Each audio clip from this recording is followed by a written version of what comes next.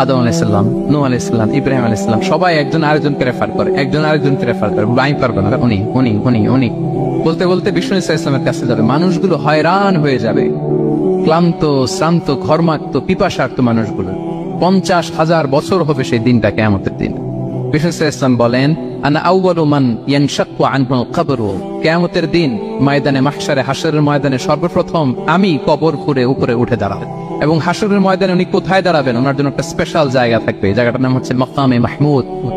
আল্লাহ তাআলা বলেন, ওমিনাল লাইলি ফাতাহাজ্জাদ বিহি নাফিলাতাল লাক আসা আন ইয়াবআসাকা রাব্বুকা মাকামান মাহমুদা। ওখানে বিষ্ণু ইসলাম দাঁড়াবেন। এবং বিষ্ণু ইসলাম বলেন, আজান শোনার পরে কেউ যদি এই দোয়াটা পড়ে, আল্লাহুম্মা রাব্বা হাযিহি দাওয়াতি তাম্মা ওয়াস সালাতিল কাইমা আতি মুহাম্মাদানিল ওয়াসিলাতা ওয়াল ফাদিলা ওয়া বা'আথহু মাকামান মাহমুদা আল্লাযী ওয়া'আদতা। এই দোয়াটা যে পড়ে আজান শোনার পরে, বিষ্ণু ইসলাম বলেন, হাল্লাত লাহু শাফাআতি ইয়াউমাল কিয়ামা, কিয়ামতের দিন তার জন্য সুপারিশ করা আমি নবীর জন্য ওয়াজিব হয়ে যায়। যারা পড়েন না পড়বেন, মাকামে মাহমুদে তিনি সিজদায় লুটিয়ে থাকবেন এবং সেদিন তিনি সুপারিশ করবেন। সাহিবুশ শাফাআ, তিনি সুপারিশ করবেন। অন্য কোন নবী সুপারিশের সাহস করে স্পর্ধাও দেখাবেন। যে টপিকটি নিয়ে আমি কথা বলতে চাই সেটি হচ্ছে প্রিয় নবীজির স্বতন্ত্র বৈশিষ্ট্য অথবা প্রফিটিক ইউনিক ফিচার্স। আল্লাহ তাআলা বিষ্ণু ইসলামকে কিছু অনন্য বৈশিষ্ট্য দিয়েছিলেন, স্বতন্ত্র বৈশিষ্ট্য, যেটা আর অন্য কোনো নবীকে দেননি। শুধু আমাদের পেয়ারা হাবিবই পেয়েছিলেন এই বৈশিষ্ট্যগুলো। উনি ছাড়া পৃথিবীর দ্বিতীয় কেউ এই বৈশিষ্ট্যের অধিকারী হতে পারেন। এই অনন্য বৈশিষ্ট্য কি? সে সমস্ত স্বতন্ত্র বৈশিষ্ট্য যেগুলো দিয়ে আল্লাহ তাআলা বিষ্ণু ইসলামকে ধন্য করেছেন। এই বৈশিষ্ট্যগুলো নিয়ে আজকে আমরা জানবার চেষ্টা করব, কিভাবে আমাদের নবী unique, some distinctive characteristics of Prophet Muhammad sallallahu alayhi wa sallam। এই টপিকের উপর আমরা কিছু কথা শুনবো ইনশাআল্লাহ। আমরা যদি একটু পেছন থেকে শুরু করি, ব্যাক টু দ্য হিস্ট্রি, তাহলে দেখবো এই যে বিষ্ণু ইসলাম 570 খ্রিস্টাব্দে আব্দুল্লাহ এবং আমেনা ওনাদের ঘর উজাড় করে আলোকিত করে পৃথিবীতে শুভাগমন করেছিলেন। এ ধরার বুকে ওনার শুভাগমনের 2000 বছর আগে সাইয়েদনা ইব্রাহিম আলাইহিস সালাম ওনার আগমনের জন্য আল্লাহ তাআলার কাছে প্রার্থনা করেছিলেন। We have to connect the dots। History বুঝতে হলে আপনাকে ডটগুলো একটু কানেক্ট করে নিতে হবে। বিষ্ণু ইসলাম এ ধরার বুকে শুভাগমনের 2000 বছর আগে মক্কার ধুধুমরু প্রান্তরে আল্লাহর খলিল ইব্রাহিম আলাইহিস সালাম আল্লাহর কাছে একটা দোয়া করেছেন। সেই দোয়াটি দিয়ে আমি শুরু করেছি। সূরাতুল বাকারার 129 নম্বর আয়াতে আল্লাহ তাআলা এই দোয়াটি, সাইয়েদনা ইব্রাহিম আলাইহিস সালামের দোয়াটি হুবহু কোট করেছেন। এই দোয়া করেছেন, রব্বানা ওয়াবআথ ফীহিম রাসূলাম মিনহুম ইয়াতলু আলাইহিম আয়াতিক ওয়া ইউআল্লিমুহুমুল কিতাবা ওয়াল হিকমাতা ওয়া ইউযাক্কিহিম ইন্নাকা আনতাল আজিজুল হাকীম। হে আমাদের রব, এই জনপদে তাদের মধ্য থেকে আপনি একজন রাসূল পাঠান, যিনি তাদেরকে আপনার আয়াত তেলাওয়াত করে শোনাবে, আপনার কিতাব শিক্ষা দিবে, প্রজ্ঞা শিক্ষা দিবে এবং তাদেরকে শুদ্ধাচারী বানাবে। এই দোয়াটা সাইয়েদনা ইব্রাহিম আলাইহিস সালাম করেছিলেন। আর এই দোয়ার বদৌলতে প্রায় 2000 বছর পরে এই ধরার বুকে বিষ্ণু ইসলামের আগমন। সুবহানাল্লাহ বিহামদিহি। এবং রাসূল সাল্লাল্লাহু আলাইহি ওয়াসাল্লাম প্রায় বলতেন, আনা দাআওয়াতু আবি ইব্রাহিম, আমি আমার পিতা, আদি পিতা ইব্রাহিমের দোয়ার ফসল। আমার পিতা আমার জন্য দোয়া করেছিলেন। সাইয়েদনা ইব্রাহিম আলাইহিস সালামের 2 সন্তান ছিলেন, ইসহাক এবং ইসমাঈল আলাইহিস সালাম। আই রিপিট, আমি আবার বলি, একদিকে ইসহাক আরেকদিকে ইসমাঈল। আমার সাথে সাথে বলেন, একদিকে আরেকদিকে 2 সন্তান। তো এই যে ইসহাকের যে লিনিয়েজ বা চ্যানেল, পৃথিবীর সব নবী এই চ্যানেলে এসেছে। সেদিন ইসমাঈলের লিনিয়েজ বা চ্যানেলে কোন নবী আসেনি। হাজার হাজার নবী, শত শত নবী সাইয়েদনা ইব্রাহিম আলাইহিস সালামের পরে যারাই এসেছে সবাই ইসহাকের চ্যানেলে এসেছে। ইসমাঈলের চ্যানেলে কোনো নবী নেই। এবং পৃথিবীর সব নবীরা ওনাদের উম্মতের কাছে বলছেন যে এই যে নবী আসার ধারাবাহিকতায় সর্বশেষ একজন নবী আসবেন, তিনি হবেন সবার সেরা, সবার সেরা নবী হবেন। তাহলে ইব্রাহিম আলাইহিস সালামের 2 সন্তান, একদিকে ইসহাক আরেকদিকে ইসমাঈল। নবী এসেছে কি ইসমাঈলের চ্যানেলে না ইসহাকের চ্যানেলে? ইসহাকের। হাজার হাজার prophet came to this channel, এই চ্যানেলে এসেছে। এবং তারা সবাই বলতো সর্বশেষ যিনি আসবে তিনি হবেন সবার সেরা। ফলে এই জেনারেশনগুলোতে তাদের মধ্যে একটা বদ্ধমূল ধারণা হয়ে গিয়েছিল যে সর্বশেষ নবীটা যে আসবে উনিও এই চ্যানেলে আসবে। যে তারা দেখতে পাচ্ছেন হিস্ট্রিক্যালি এই চ্যানেলে, ইসমাইলের চ্যানেলে কোনো নবী নাই, নবী ছাড়া একটা চ্যানেল, সব নবী আসছে ইসহাক আলাইহিস সালামের চ্যানেলে। ফলে তাদের একটা ধারণা ছিল সর্বশেরা যে নবী উনিও আসবেন এদিক দিয়ে, কিন্তু আল্লাহ তাআলা তাদের ধারণাকে নস্যাৎ করে দিয়ে সর্বশেষ নবীকে ইসহাকের চ্যানেলে পাঠান নাই। সর্বশেষ নবী, আখরি নবী, বিশ্ব নবী মুহাম্মদুর রাসূলুল্লাহ সাল্লাল্লাহু আলাইহি ওয়াসাল্লামকে আল্লাহ তাআলা ইসমাঈল আলাইহিস সালামের চ্যানেলে পাঠিয়ে দিয়েছেন। Changing the leadership from Bani Israel to Bani Ismail. সাইয়েদনা Ibrahim আলাইহিস সালামের ছেলের নাম ইসহাক, ইসহাকের ছেলের নাম ইয়াকুব। ইয়াকুব আলাইহিস সালামের একটা উপাধি হচ্ছে ইসরাঈল। ইসরাঈল মানে হচ্ছে আব্দুল্লাহ, মানে আল্লাহর বান্দা। ফলে ওনার যত ডিসেন্ডেন্ট সন্তান তারা সবাই হচ্ছে বানি ইসরাঈল, ইসরায়েলের বংশধর। তো সব নবীকে আল্লাহ এখানে পাঠালেও শেষ নবীকে আল্লাহ তাআলা পাঠিয়েছেন ইসমাইলের চ্যানেলে। তার মানে বিশ্বনবী বনি ইসরাইল নন, বিশ্বনবী হচ্ছেন বনি ইসমাইল, ইসমাইলের চ্যানেলে এসেছে। আলহামদুলিল্লাহ বলেন। তাহলে লিঙ্ক আপটা বুঝতে পেরেছেন তো না, কিভাবে বিষ্ণু ইসলাম আসলেন? রাসূল ইসলাম প্রায় এভাবে বলতেন যে আনা দাওয়াতু আবি ইব্রাহিম, আমি আমার পিতা ইব্রাহিমের দোয়ার ফসল। তিনি দোয়া করেছিলেন মক্কার ধুধু প্রান্তরে যে আল্লাহ এই জনপদে একজন নবী দিও। ওনার দোয়ার 2000 বছর পরে আল্লাহ তাআলা এই দোয়া কবুল করেছেন। আমরা তো তাহাজ্জুদের সময় দোয়া করে এরপরের দিন হুজুরের কাছে মাসালার জন্য যাই, হুজুর দোয়া তো কবুল হয় না, এত দোয়া করলাম আল্লাহ তো শুনে নাই। 1 মাস দোয়া করে অস্থির হয়ে যায়। এরপর অনেকে বলে হুজুর কাবার গিলাফটা ধরে দোয়া করেছে, কই কিছু তো পাইলাম না। দেখেন সাইয়েদনা ইব্রাহিম আলাইহিস সালাম দোয়া করেছিলেন সেই কবে, তার 2000 বছর পরে আল্লাহ তাআলা এই দোয়াটা কবুল করেছেন। তো দোয়া যদি কবুল না হয় অস্থির হওয়া যাবে? আওয়াজ করে বলেন, অস্থির হবেন আপনারা? না, অস্থির হওয়া যাবে না, ভরসা রাখুন আল্লাহর উপর। তো বিষ্ণু বলতেন আনা দাওয়াতু আবি ইব্রাহিম, আমি আমার পিতা ইব্রাহিমের দোয়ার ফসল। আবার বলতেন বিশারাতু আখি ঈসা, আমি আমার ভাই ঈসার সুসংবাদের ফসল। রাসূল সাল্লাল্লাহু আলাইহি ওয়াসাল্লামের ইমিডিয়েট আগের যে নবী ঈসা আলাইহিস সালাম, উনি এসেই বলে দিয়েছিলেন যে ইয়াতি মিন বাদি ইসমুহু আহমদ, আমার পরে এক নবী আসবে তার নাম হবে আহমদ। তাহলে দেখেন বিষ্ণু নবী যে আসতেছে এটা অ্যানাউন্সমেন্টের জন্য আল্লাহ একজন নবী পাঠিয়ে দিয়েছে। He is coming. Vishnu status বুঝতে পারছেন? হি ইজ কামিং, উনি আসতেছেন, এটা বলার জন্য আল্লাহ একজন নবী পাঠিয়ে দিয়েছেন, জিসাস খ্রাইস্টকে, ঈসা আলাইহিস সালামকে পাঠিয়েছেন। তো রাসূল সাল্লাল্লাহু আলাইহি ওয়াসাল্লাম বলতেন বিশারাতু ঈসা, আমি ঈসার সুসংবাদের ফসল। আবার বলতেন ওয়া রুইয়া উম্মি আমিনা, আমি আমার মা আমিনার স্বপ্নের ফসল। রাসূল সাল্লাল্লাহু আলাইহি ওয়াসাল্লামের মা আমিনা যখন কনসিভ করেছেন রাসূল সাল্লাল্লাহু আলাইহি ওয়াসাল্লামকে পেটে, তিনি মাঝে মাঝে স্বপ্নে দেখতেন যে ওনার পেট থেকে একটা আলো বের হয়ে পারস্য সিরিয়ার প্রাসাদগুলোর মধ্যে ঝলকানি দিচ্ছে। নূর আদাআত মিনহু কুসুর আশ-শাম, শাম দেশের প্রাসাদগুলোকে আলোর ঝলকানি দিচ্ছে। এটা হচ্ছে একটা আলামত যে বিষ্ণু ঈসা ইসলামের শিক্ষা, ওনার ডমিনেশন গোটা বিশ্বব্যাপী ছড়িয়ে যাবে। সুবহানাল্লাহ বিহামদিহি। তাহলে আমরা হিস্ট্রিটাকে কানেক্ট করে নিলাম। বিষ্ণু বলতেন আমি আমার পিতা ইব্রাহিমের দোয়ার ফসল, ঈসা আলাইহিস সালামের সুসংবাদের ফসল, আমার মা আমিনার স্বপ্নের ফসল। এবার সামনের দিকে যাই, কি কি স্বতন্ত্র বৈশিষ্ট্য দিয়ে আল্লাহ তাআলা বিষ্ণু ইসলামকে পৃথিবীতে পাঠিয়েছেন। প্রিয় ভাইরা, কোরআনে অনেক নবীর কথা আল্লাহ তাআলা বলেছেন এবং বিভিন্ন সময়ে বিভিন্ন নবীদেরকে আল্লাহ তাআলা নাম ধরে ডাক দিয়েছেন। কি ধরে? যেমন আদম আলাইহিস সালামকে আল্লাহ নাম ধরে ডাক দিয়েছেন, ইয়া আদম, এই আদম, ইয়া আদম উসকুন আনতা ওয়া যাওজুকাল জান্নাহ, হে আদম তুমি আর তোমার বউ জান্নাতে থাকুন, হে আদম, এই আদম ডাক দিয়েছেন না? কথা বুঝতেছেন? আচ্ছা।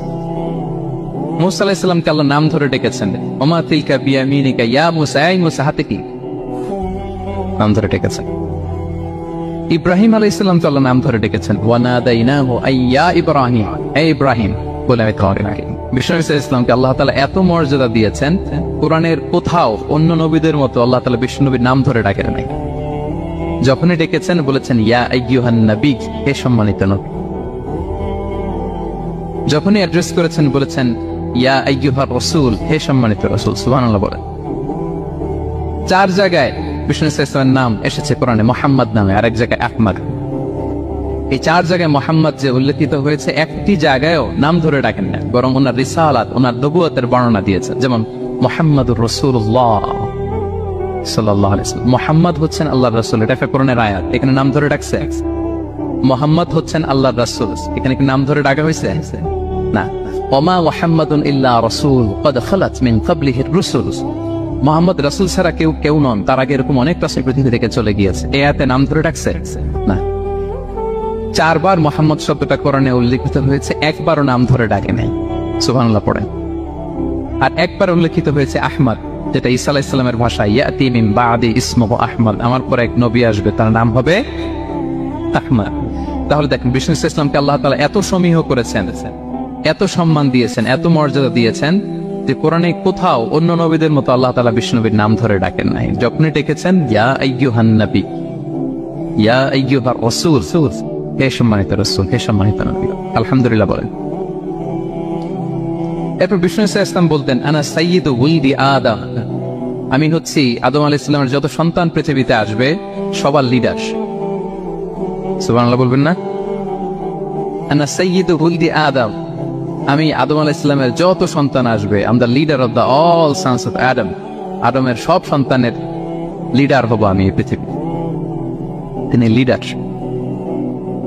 এবং বিষ্ণু বলেন আল্লাহ তাআলা যখন সব কিছু সৃষ্টি করলেন, পুরো খালকে যখন সৃষ্টি করলেন, 2টা ভাগ করলেন, ভালো আর খারাপ। আমি মুহাম্মদ সাল্লাল্লাহু আলাইহি ওয়াসাল্লামকে আল্লাহ তাআলা ভালোর মধ্যে ঢুকায় দিলেন। এই ভালো মানুষগুলোর মধ্যে থেকে আল্লাহ অনেকগুলো গোত্র নির্বাচিত করলেন, আমাকে সবচেয়ে শ্রেষ্ঠ গোত্রে ঢুকায় দিলেন। এই গোত্রগুলোর মধ্যে অনেকগুলো বাড়ি আছে, সবচেয়ে শ্রেষ্ঠ বাড়িতে আল্লাহ তাআলা আমাকে ঢুকায় দিলেন। সুবহানাল্লাহ। আরেক বর্ণনায় এসেছে যে আল্লাহ তাআলা ইসমাঈল আলাইহিস সালামের বংশধরদের মধ্য থেকে কেনানাকে সিলেক্ট করেছেন, কেনানার মধ্য থেকে আল্লাহ কুরাইশকে সিলেক্ট করেছেন, কুরাইশের মধ্য থেকে আল্লাহ তাআলা বনু হাশিমকে সিলেক্ট করেছেন। বিষ্ণু ইসলাম কিন্তু হাশিমি খানদান, কুরাইশের মধ্য থেকে তিনি বনু হাশিমকে সিলেক্ট করেছেন, আর বনু হাশিমের মধ্য থেকে আল্লাহ তাআলা আমাকে সিলেক্ট করেছেন। সুবহানাল্লাহ বিহামদিহি। এবং তিনি বলতেন ওয়া আনা হামিলু লিওয়াইল হামদি ইয়াউমাল কিয়ামাতি ওয়া তাহতাহু আদম, কিয়ামতের দিন আমি প্রশংসার পতাকা নিয়ে দাঁড়িয়ে থাকবো কিয়ামতের ময়দানে, আর ওই পতাকার নিচে স্বয়ং আদম আলাইহিস সালাম থাকবে, ওনার হাতে থাকবে প্রশংসার পতাকা। প্রিয় ভাই, তাহলে 1 নম্বর পেয়ে গেলাম, ওনার অনন্য বৈশিষ্ট্য হচ্ছে উনি সাইয়্যিদু ওয়ালদি আদম, পৃথিবীতে যত মানুষ এসছে সবার লিডার হবেন তিনি। He is the leader. তিনি কি? সবাই বলুন তিনি কি? আচ্ছা, লিডারের কাজ কি বলেন তো? অনেক লিডার আছে আমাদের সামনে, ভবিষ্যৎ লিডার, মাশাআল্লাহ তাবারাকাল্লাহ। Leader is someone who knows the way, shows the way and goes the way. নেতা হচ্ছে সে জানে কোন রাস্তায় সে চলবে এবং সে অন্যকে রাস্তা দেখাতে পারে এবং সবাইকে নিয়ে ওই রাস্তায় চলে। He is the leader. আচ্ছা, লিডার যদি কথা বলতে না পারে, এটা লিডার? এই নেতা, এটা কি? সে লিডার হতে পারবে না। নেতাকে বক্তব্য করতে জানতে হয়, স্পষ্ট ভাষায় কথা বলতে জানতে হয়, ঠিক কিনা বলেন? আমরা যদি দেখি যে রাসূল সাল্লাল্লাহু আলাইহি ওয়াসাল্লামের এই কোয়ালিটি ছিল কিনা, বক্তব্য দেওয়ার পারঙ্গমতা ছিল কিনা ওনার। রাসূল সাল্লাল্লাহু আলাইহি ওয়াসাল্লাম বলতেন উতিতু জাওয়ামিউল কালিম, আল্লাহ তাআলা আমাকে জাওয়ামিউল কালিম দিয়েছে। জাওয়ামিউল কালিম মানে কি? তিনি বলতেন কম, এটার অর্থ বেশি। কথা বলতেন 1-2 শব্দের, কিন্তু এটার যে দোতনা, এটার যে আবেদন, এটা মানুষের হৃদয়ে অনেক বড়, অনেক বেশি। সুবহানাল্লাহ। সে 1500 বছর আগে বলে গিয়েছেন, আজও আমরা শুনে অবাক হই, ঠিক কিনা বলেন? উতিতু জাওয়ামিউল কালিম, এটা বিষ্ণু ইসলামের একটা ইউনিকনেস, আর কাউকে আল্লাহ এটা দেন নাই। অল্প বলতেন, মানুষের হৃদয়ে টাচ করে ফেলতেন। সুবহানাল্লাহ। তিনি ছিলেন সর্বমর্ম বাচনভঙ্গির অধিকারী, যা বলতেন concise in wording but comprehensive in meaning. শব্দে এটা ছোট, কম, কিন্তু ভেরি কম্প্রিহেন্সিভ। বোঝায়, ব্যাখ্যা, এক্সপ্লেনেশন এটা অনেক বেশি। ভেরি প্রিসাইজ এন্ড ক্লিয়ার, যা বলতেন প্রিসাইজ এন্ড ক্লিয়ার। কতটা প্রিসাইজ এন্ড ক্লিয়ার আম্মা জান আয়েশা বলেন, ওনার স্ত্রী কি বলেন আমাদের আম্মা জান শোনেন। তিনি বলতেন লাউ আদাহু লাআতু লা আহসাহু। বিষ্ণু ইসলাম এত প্রিসাইজ এন্ড ক্লিয়ার বক্তব্য দিতেন, কেউ যদি গুনতে চাইতো দেখি কয়টা বাক্য বলছে, গোনা যেত। কেউ যদি গুনতে চাইতেন এখানে কয়টা শব্দ ছিল, তাও গোনা যেত। ওনার বক্তব্যে কয়টা বাক্য, কয়টা শব্দ, এটা গোনা যেত, কারণ ছোট বক্তব্য দিতেন। আমরা তো লম্বা ছোট বক্তব্য না দিলে হয় না। অল্পতে শেষ করলে বলে হুজুর কি বললেন, ওয়াজ তো করলেন না। অল্পতে শেষ করলে বলে মন ভরে নাই, আরেকটু বলে। বিষ্ণু ইসলাম বলেন কিয়ামতের আলামত হচ্ছে খুতাবুকুম তাওয়িলা ওয়া সালাওয়াতুকুম কাসীরা, কিয়ামতের আগে তোমাদের বক্তব্য লম্বা হয়ে যাবে, নামাজ খাটো হয়ে যাবে। নামাজ খাটো, বক্তব্য লম্বা না, বক্তব্য হইতে হবে ভেরি প্রিসাইজ এন্ড ক্লিয়ার। তাহলে আমাদের আয়েশা বলেন এত সুন্দর প্রিসাইজ এন্ড ক্লিয়ার বক্তব্য দিতেন, গুনতে চাইলে গোনা যেত। কি কি বলেছেন? সুবহানাল্লাহ বলি সবাই। আবার তিনি বলতেন ইয়াতাকাল্লামু বিকালামিন বাইয়িন ফাসল, খুব সুস্পষ্ট কথা বলতেন বিষ্ণু ইসলাম। ইয়াতাহাফফাযুহু মান জালাসা ইলাইহি, এত স্পষ্ট আশেপাশে যারা শুনতো সহজেই মুখস্থ করে ফেলতে পারতেন। যে সাহাবারা এত হাদিস বর্ণনা করেছে কিভাবে? কারণ ভেরি প্রিসাইজ এন্ড ক্লিয়ার, শুনলেই মুখস্থ হয়েছে। আমরা নবীর এত হাদিস বলতে পারি কিভাবে? Very precise and clear. কারো কথা তো মনে থাকে না, ওনার কথা মনে থাকে কি করে? ভেরি প্রিসাইজ এন্ড ক্লিয়ার, শুনলে মনে রাখা যায়। আবার গুরুত্বপূর্ণ কথা 3 বার বলতেন। কয়বার? 3 বার। একবার তিনি বলতেছেন আত-তাকওয়া হা হুনা, হা হুনা, হা হুনা, তাকওয়া আছে এখানে, এখানে, এখানে। আমরা তো তাকওয়া বানাই ফেলছি এখানে, তাকওয়া বানাই ফেলছি জুব্বার ভিতরে, এই টুপির ভিতরে, তসবির ভিতরে বানাই ফেলছি তাকওয়া, তাই না? কিন্তু বিষ্ণু ইসলাম কি বলেছেন দেখেন, তিনি বলেন আত-তাকওয়া হা হুনা, তাকওয়া থাকে কোথায়? হৃদয়ে। ওয়ায়ুশিরু ইলা সাদরিহি সালাসা মাররাত, 3 বার ইঙ্গিত করেছেন। হ্যাঁ, দাড়ি, টুপি, জুব্বা, তাসবিহ অনেক গুরুত্বপূর্ণ অনুষঙ্গ ইসলামের, কিন্তু আসল তাকওয়া থাকে কোথায়? হৃদয়। তাহলে এটা গুরুত্বপূর্ণ কথা, 3 বার ইঙ্গিত করেছেন। কয়বার? তাহলে এটা হচ্ছে বিষ্ণু ইসলামের একটা ইউনিকনেস। কথা বলতেন কম, এটার দোচনা, এটার আবেদন মানুষের হৃদয়ে ছাপিয়ে যেত। জাওয়ামিউল কালিম, বিষ্ণু বলেন আল্লাহ তাআলা আমাকে জাওয়ামিউল কালিম দিয়েছে, আমি বলি কম কিন্তু এটার মিনিং অনেক স্ট্রং। বিষ্ণু ইসলাম আবার বলেছেন যে নুসিরতু বির-রু'বি মাসিরাতা শাহফা, আল্লাহ তাআলা আমাকে ভয় দিয়ে সাহায্য করেছেন। কি দিয়ে? ভয় দিয়ে।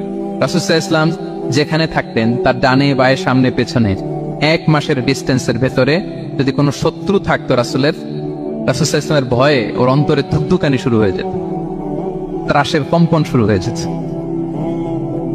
1 মাস রাসূল সাল্লাল্লাহু আলাইহি ওয়াসাল্লাম এখানে পৌঁছতে লাগবে কয় মাস? এত দূরে থাকতো, নবী সাল্লাল্লাহু আলাইহি ওয়াসাল্লামের কোনো শত্রু যদি থাকতো ডানে বায়ে, রাসূল সাল্লাল্লাহু আলাইহি ওয়াসাল্লামের ভয়ে তাদের হৃদয়ে ত্রাসের কম্পন শুরু হতো। সুবহানাল্লাহ বলেন। বিষ্ণু ইসলামের ইউনিকনেস, এটা আল্লাহ কাউকে দেন। ওনার আরেকটা ইউনিকনেস হচ্ছে উনি খাতামুন নবিয়্যিন, সর্বশেষ নবী। আওয়াজ করে বলুন, বিশ্ব নবীর পরে আর কোন নবী আসবে? মা কানা মুহাম্মাদুন আবা আহাদিন মির রিজালিকুম ওয়ালাকিন রাসূলুল্লাহি ওয়া খাতামুন নবিয়্যিন, ইজ দ্য লাস্ট মেসেঞ্জার। ওনাকে ছাড়া নবুয়তি পূর্ণতা পায় না। সব নবীকে দিয়ে যদি ধরেন প্রত্যেকটা নবীকে আমরা একটা মুক্তোর দানার সাথে তুলনা করি, মুক্তোর দানা, এটা দিয়ে একটা মালা বানানো হবে, সেক্ষেত্রে বিষ্ণু ইসলাম হচ্ছেন সর্বশেষ মুক্তোর দানা, যেটা না লাগালে মালাটাই হয় না। প্রত্যেক নবী যদি একটা মুক্তোর দানা হয়, এটা দিয়ে যদি একটা মালা গাঁথি আমরা, সর্বশেষ মুক্তোর দানাটা হচ্ছে বিষ্ণু ইসলাম। এটা ছাড়া মালা পূর্ণতা পায় না। ওনার মাধ্যমে the door of prophecy is closed. আর কোন নবী আসবেন না। তিনি বলতেন লা নবিয়্যা বা'দি ওয়ালা রাসূল, আমার পরে কোনো নবীও নাই, কোনো রাসূলও নাই। তবে লাউ কানা বা'দি নবিয়্যুন লাকানা উমর, আমার পরে নবী হওয়ার যোগ্যতা যদি কারো থাকে, আমার ওমরের সেই যোগ্যতা আছে। এখন যদি কেউ দাবি করে আমি নবী, কি করবেন? সহিহ মুসলিমের বর্ণনায় খুব চমৎকার একটা উপমা বিষ্ণু ইসলাম দিয়েছেন। সেটা বলেছেন, আমার আর আমার আগের নবীদের দৃষ্টান্ত হচ্ছে এরকম একটা প্রাসাদের ন্যায়। খুব চমৎকার একটা লোক একটা প্রাসাদ বানিয়েছে, এত চমৎকার, চোখ ধাঁধানো, আই ক্যাচিং আছে। যেই এই প্রাসাদটা দেখে সবাই অবাক হয়, এত সুন্দর প্রাসাদ। এই প্রাসাদে খুব ধরার মতো কিছু নেই একটা জায়গা ছাড়া, সেটা হচ্ছে প্রাসাদের কোন একটা দেয়ালে গাঁথনিতে একটা ইট দেয়া হয় না, সামহাউ মিসিং, একটা ইটের টুকরা মিসিং। বলে বাইরে থেকে ঠান্ডা বাতাস ঢুকে একটু অসুন্দর লাগে। সবাই প্রাসাদটা ভিজিট করে বলে এত সুন্দর প্রাসাদ, কোনো ভুল হয় না, শুধু একটা জায়গায় ছাড়া, এই একটা ইট পড়ে না এখানে। এটা দিলে পুরো প্রাসাদটা পূর্ণ হয়ে যেত। ইটকে আরবিতে বলে লাবিনা। বিষ্ণু ইসলাম বলেন আনাল লাবিনা, আমি হচ্ছি সেই নবুয়তির প্রাসাদের ইট, আমাকে না দিয়ে নবুয়তের প্রাসাদই পূর্ণতা পায় না। আনাল লাবিনা, এখানে আমাকে সেট করে দিলেই নবুয়তের প্রাসাদ পূর্ণতা পেয়ে যায়। আল্লাহু আকবার বলেন। তিনি সবার জন্য নবী হয়ে এসেছেন, সবার জন্য। অন্য কোন নবীর ক্ষেত্রে এটা প্রযোজ্য না। আদম আলাইহিস সালাম সবার জন্য নবী হয়ে আসছেন। সবাই বলুন, ইব্রাহিম আলাইহিস সালাম সবার নবী, মুসা আলাইহিস সালাম সবার নবী, বিষ্ণু ইসলাম তিনি সবার নবী। আল্লাহ তাআলা বলেন ওমা আরসালনাকা ইল্লা কাফাতান লিন-নাসি বাশীরাও ওয়া নাযীরা। নবী হে, গোটা মানব মণ্ডলীর জন্য আমি আপনাকে রাসূল করে প্রেরণ করেছিলাম। আপনি জান্নাতের সুসংবাদ দিবেন, জাহান্নাম থেকে ভীতি প্রদর্শন করবেন। তাহলে মেসেঞ্জার ফর এন্টায়ার ম্যানকাইন্ড। ওনার নবুয়তের কোনো বাউন্ডারি নাই, আছে? আওয়াজ করে বলুন, আছে? বনী ইসরায়েলের অনেক নবীর এমন ছিল, এদিকে এক নবী, উনি আবার অন্য জায়গায় দাওয়াত দিতে পারবেন, উনি এখানেই দিবে। আবার পাশের আরেক লোকেশনে আল্লাহ আরেক নবী পাঠাইছেন, ওনার কাজ ওইখানে। তাইলে এই নবীর এক বাউন্ডারি, ওই নবীর কোরআনে এই কথা এসেছে। যেমন ইব্রাহিম আলাইহিস সালাম, লূত আলাইহিস সালাম, চাচা ভাতিজা, সমসাময়িক নবী। ইব্রাহিম আলাইহিস সালামের একটা জায়গা ছিল দাওয়াত দেওয়ার, আর পাশে জর্ডানে লূত আলাইহিস সালামের একটা দাওয়াতি এরিয়া ছিল। তার মানে এক একজনের লোকেশন বা বাউন্ডারি আলাদা। বিষ্ণু ইসলামের তো এরকম বাউন্ডারি আছে না? আছে, আছে না?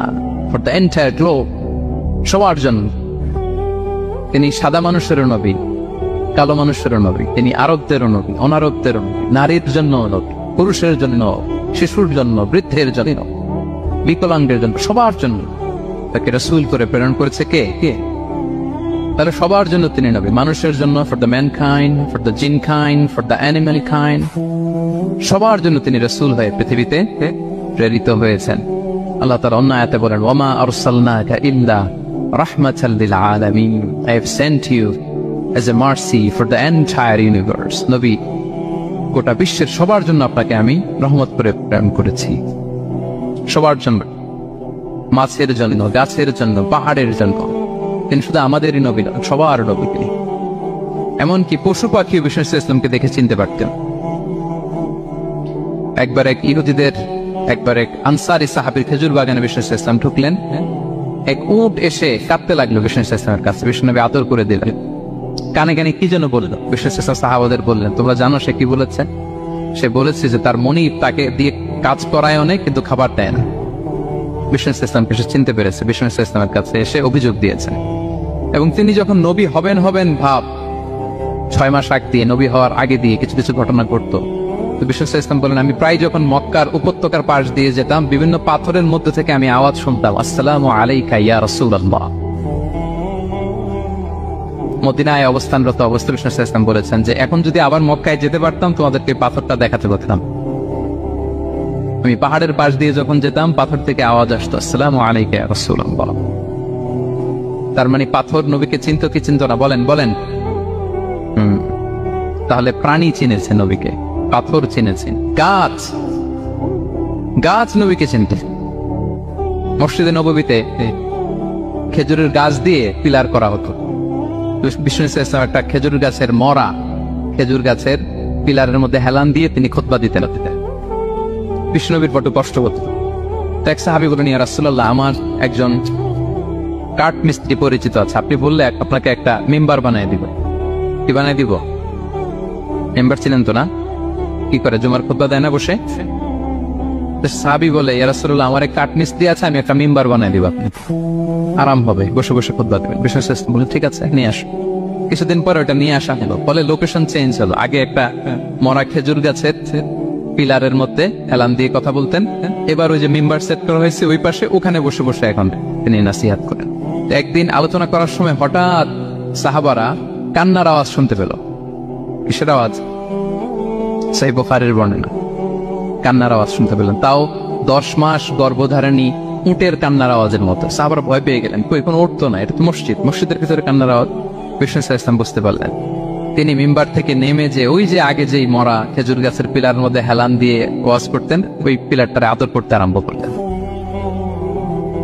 বিষ্ণু ইসলাম হাত দিয়ে যখন আদর করলেন, সাকানা, তার কান্না বন্ধ হয়ে গেল।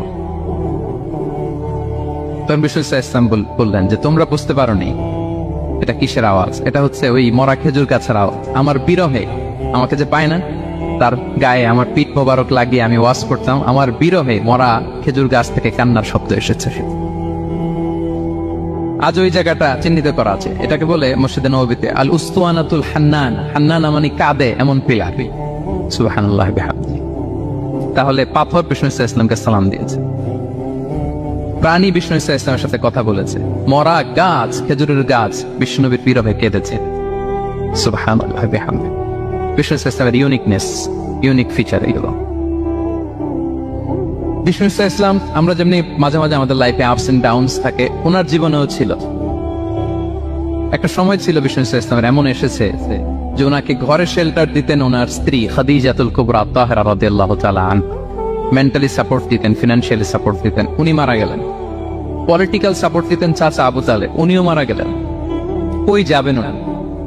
নেইবরিং সিটি তায়েফে গেলেন দাওয়াত নিয়ে, সেখানেও নির্মম অত্যাচারের শিকার হলেন, প্রত্যাখ্যাত হলেন। ওনার হৃদয়টা ভেঙে খান খান, কষ্টে বেদনায় জর্জরিত হয়ে বিষ্ণু ইসলামের মন বড্ড খারাপ। বিষ্ণু ইসলামের এই ভঙ্গুর মনকে ভালো করে দেবার জন্য, সারপ্রাইজ দেবার জন্য আল্লাহ তাআলা আসমানি মিটিং এর জন্য বিষ্ণু ইসলামকে স্পেশালি ইনভিটেশন পাঠিয়েছেন। কোন নবীকে আল্লাহ এটা পাঠানো নাই, কোন নবীকে আল্লাহ তাআলা ঊর্ধ্ব জগতের স্পেশাল ডিভাইন ঐশী মিটিং এর জন্য কোন ইনভিটেশন পাঠান নাই, বিষ্ণু ইসলামকে পাঠিয়েছেন। সুবহানাল্লাহ পড়ে। মেরাজের ঘটনা আমরা জানি না? আল্লাহ তাআলা সূরাতুল ইসরাতে বলেন, সুবহানাল্লাযী আসরা বিআবদিহি লাইলাম মিনাল মাসজিদিল হারামি ইলাল মাসজিদিল আকসা। মসজিদুল হারাম থেকে আল্লাহ তাআলা বিষ্ণু ইসলামকে মসজিদুল আকসাতে নিয়ে গিয়েছেন। এই ইসরা মেরাজ দুই পার্ট। প্রথমে এটা শুরু হয়েছে মক্কা থেকে, মসজিদুল হারাম থেকে মসজিদুল আকসা পর্যন্ত। মসজিদুল আকসায় উনি একটা স্টেশন দিয়েছেন, তারপর ওখান থেকে ঊর্ধ্ব জগতের কাহিনী শুরু হয়েছে। আল্লাহ তাআলার স্পেশাল কিছু নিদর্শন দেখানোর জন্য, বিষ্ণু ইসলামকে সান্ত্বনা দেওয়ার জন্য, ওনার মন ভালো করে দেওয়ার জন্য আসমানি ইনভিটেশনে পাঠিয়েছেন। আল্লাহু আকবার। কোন নবীকে আল্লাহ তাআলা এই মর্তবা দেন নাই, বিষ্ণু ইসলামকে দিয়েছেন। ইউনিক ফিচার, কেউ পাননি এটা। এবং এই যে বললাম, তিনি মক্কা থেকে প্যালেস্টাইনে একটা স্টেশন দিয়েছেন, মসজিদুল আকসায় স্টেশন দিয়েছিলেন। তো তিনি বললেন, আমি যখন মসজিদুল আকসায় ঢুকলাম, দেখি সব নবীরা আমার জন্য অপেক্ষা করতেছে। সকল নবীর, আমার আগে যত নবীরা এসেছিল সব নবীর অপেক্ষা করতেছে। হানাতিস সালাহ, নামাজের ওয়াক্ত হলো। ফাআমামতুহুম, এই সব নবীদেরকে নিয়ে আমি নামাজের ইমামতি করেছি। সব নবীদেরকে নিয়ে বিষ্ণু ইসলাম মসজিদুল আকসা ইমামতি করেছেন। এই সুযোগ আর অন্য কোন নবী পেয়েছে কি? আওয়াজ করে বলেন, পেয়েছে? ইউনিক ফিচার বিষ্ণু ইসলামের। মেরাজ গিয়েছেন, ইউনিক ফিচার। সবাইকে নিয়ে ইমামতি করেছেন, ইউনিক ফিচার। বিষ্ণু ইসলামের আরেকটা ইউনিক ফিচার হচ্ছে, উনি ঘুমালে ওনার অজু ভাঙত না। অজু অবস্থায় ঘুমাইলে আবার যদি নামাজ পড়তে চাই, পড়া যাবে? কি করতে হবে? অজু করতে হবে। কিন্তু বিষ্ণু ইসলাম ঘুমালে অজু ভাঙত না। বিষ্ণু ইসলাম বলতেন, ইন্না আইনাইয়া তানামান ওয়ালা ইয়ানামু কলবি, আমার চোখ ঘুমায় কিন্তু আমার অন্তর ঘুমায় না। সর্বাবস্থায়, জাগ্রত অবস্থায়, ঘুমন্ত অবস্থায় বিষ্ণু ইসলামের হৃদয় আল্লাহর জিকিরে ব্যস্ত থাকতে হবে। ইবনে আব্বাস রাদিয়াল্লাহু তাআলা আনহু তিনি বর্ণনা করেন, তিনি বলেন, আমি একবার আমার খালার বাড়িতে রাতে ঘুমাতে গিয়েছিলাম। ছোট মানুষ তখন ইবনে আব্বাস, রাসূল ইসলাম ওনার খালু, আবার রাসূল ইসলাম কাজী, চাচাতো ভাই, অনেক সম্পর্ক, বয়সে ছোট। বলেন যে রাতে আমার খালা মাইমুনা, রাসূল ইসলামের একজন স্ত্রী, আমাদের আম্মাজান মাইমুনা বিনতুল হারিসের বাড়িতে আমি ঘুমাতে গেলাম। আমি ফলো করতাম নবী কি করতেন। তো দেখলাম মাঝরাতে তিনি উঠলেন, উঠে তাহাজ্জুদের নামাজ পড়লেন। কি বললেন? তাহাজ্জুদ বললেন। পরে বিষ্ণু ইসলাম একটু ঘুমালেন। এমন ঘুম, হাত্তা সামিআতু গতীতাহ, ঘুমালে গভীর ঘুমের কারণে শ্বাস প্রশ্বাসের একটা মৃদু শব্দ হয় না বাতাসের? দেখেন কত চমৎকার পর্যবেক্ষণ করতেন তিনি। ইবনে আব্বাস বলেন, হাত্তা সামিআতু গতীতা সাওতিহি, তার ঘুমের কারণে শ্বাস প্রশ্বাসের যে আওয়াজ, শ্বাস আসতেছে বের হচ্ছে, এটাও আমি কানে শুনতে পেলাম। মানে ভারী ঘুম। তার মানে কি? ভারী ঘুম। তারপর দেখলাম বেলাল ফজরের আজান দিলে বিষ্ণু ইসলামের ঘুম থেকে উঠে আবার নতুন করে ওযু না করে যে ফজরের নামাজ পড়া যায়। কেন? কারণ উনি আমাদের মতো ঘুমালে অজু ভাঙতো না। Uniqueness, unique feature of prophet Muhammad সাল্লাল্লাহু আলাইহি ওয়াসাল্লাম, উনি ঘুমালে অজু ভাঙতো না। বিষ্ণু ইসলামের আরেকটা ইউনিক ফিচার হচ্ছে, তিনি যখন নামাজে দাঁড়াতেন, তিনি সামনে যেমনি দেখতে পেতেন, পিছনেও তেমনি দেখতে পেতেন। সুবহানাল্লাহ। আপনি দেখেন পিছনে? হ্যাঁ, আচ্ছা। গাড়িতে বসলে অবশ্য যে ক্যামেরা লাগায় দেখা যায় এখন, না? রাসূল সাল্লাল্লাহু আলাইহি ওয়াসাল্লাম সামনে কেবলায় যেরকম দেখতেন, পেছনেও দেখতেন। তো তিনি সাহাবাদেরকে প্রায় বলতেন, এই কাতার সোজা করো, কারণ ইন্নী লা আরাকুম ওয়ারাআ যাহরি, আমি সামনে যেমনি দেখি পেছনেও কিন্তু দেখি। তিনি পিছনেও দেখতেন। আরেক বর্ণনা এসেছে, ইন্নী ইমামুকুম, খবরদার আমি তোমাদের ইমাম। ফালা তাসবিকুনি বিররুকুই ওয়ালা বিসসুজুদ, আমার আগে কেউ রুকু সিজদা করো না। ইমামের আগে রুকু করলে নামাজ হবে? ইমাম সিজদায় যায়নি, আপনি আগে চলে গেছেন, তা আপনি ইমাম হয়ে গেছেন, হবে? নামাজ হবে? রাসূল সাল্লাল্লাহু আলাইহি ওয়াসাল্লাম বলেন, খবরদার আমার আগের উপর সিজদা করো না, খবরদার করো না, আমি কিন্তু দেখি। ফাইন্নী আরাকুম মিন আমামি ওয়া মিন খালফি, সামনে যেমনি দেখি পেছনেও দেখি। সুবহানাল্লাহ। এটা ওনার একটা ইউনিকনেস, আল্লাহ তাআলা স্পেশালি বিষ্ণু ইসলামকে এটা দিয়েছেন। এবার বিষ্ণু ইসলামের আরেকটা ফিচার বলি। বিষ্ণু ইসলামের পিঠ মোবারকে দুই কাঁধের মাঝখানে মাহরুন নবুয়া, দ্য সিল অফ প্রফেসি ছিল, নবুয়তের সিল লাগানো ছিল। আল্লাহ, এটাকে বলে মাহরুন নবুয়া, দ্য সিল অফ প্রফেসি। তিনি যে নবী, এটার সিল ছিল। তাওরাত এবং ইনজিলে এই কথাটা এসছে যে শেষ নবীকে চিনার একটা মাধ্যম হচ্ছে ওনার পিঠে দুই কাঁধের মাঝখানে দ্য সিল অফ প্রফেসি পাওয়া যাবে, নবুয়তের চিহ্ন। আল্লাহু আকবার। এটা অনেক সাহাবারা দেখেছেন এই চিহ্নটা। এটার সাইজ কতটুকু? কান্নাহু বাইদাতু হামাম, কবুতরের ডিমের যে সাইজ ওই সাইজ। কবুতরের ডিম যেরকম ছোট হয় ওই সাইজের। আচ্ছা, অন্য হাদিসে এসেছে কাজিররিল হাজালা, এরকম ছোট্ট ডিমের সাইজের। অনেক সাহাবারা এটা দেখেছেন। সালমান আল ফারিসি রাদিয়াল্লাহু তাআলা আনহু, উনি মুসলিমই হয়েছেন এই দৃশ্য দেখে।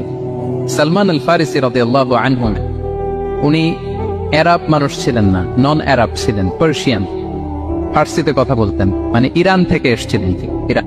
উনি প্রথমে অগ্নি উপাসক ছিলেন। কি ছিলেন? অর্থাৎ ওই যে জরাথুস্ত যারা আগুন দেখলে এরা পূজা করে, আগুনের পূজা যারা করে, জরাস্ট্রানিয়ান, এই ধর্মে বিশ্বাসী ছিলেন। আগুনের পূজা করতেন ইরানে। তিনিও আগুনের পূজা করে, আর বাবাও আগুনের পূজা করে। তো একদিন বাবা একটা কাজে পাঠিয়েছে, ওই কাজ করতে যেয়ে সে খ্রিস্টানদের গির্জা ক্রস করতেছিল।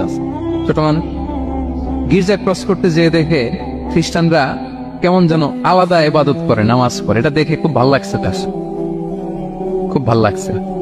বাড়িতে এসে বাবারে বলে, বাবা আমি দেখলাম যে খ্রিস্টানরা তাদের চার্চে গির্জায় নামাজ পড়ে, এটা তো অনেক সুন্দর, আমরা যে আগুনের সামনে যা করি এটার চেয়ে ওইটা সুন্দর।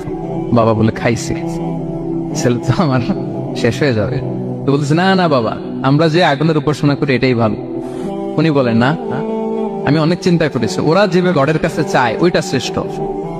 বাবার সাথে ছেলের সালমানের অনেক তর্ক বিতর্ক। পরে বাবা ভাবলেন যদি ওকে না আটকাই তাইলে প্রভাবিত হয়ে সে খ্রিস্টান হয়ে যেতে পারে। তো ঝগড়া তর্ক বিতর্ক শেষে তার পিতা তাকে শেকলবন্দি করলো। কি করলো? পায়ে শেকল লাগায় রাখছে। কিন্তু ছেলে তো মনে মনে খ্রিস্ট ধর্মের প্রতি আকৃষ্ট হয়ে গেছে। তো ওই খ্রিস্টানরা তার সাথে লুকিয়ে যোগাযোগ করত। সালমান ওই খ্রিস্টানদেরকে বলল যে তোমাদের খ্রিস্টান ধর্মের উৎপত্তি কোথায়? বলে সিরিয়া।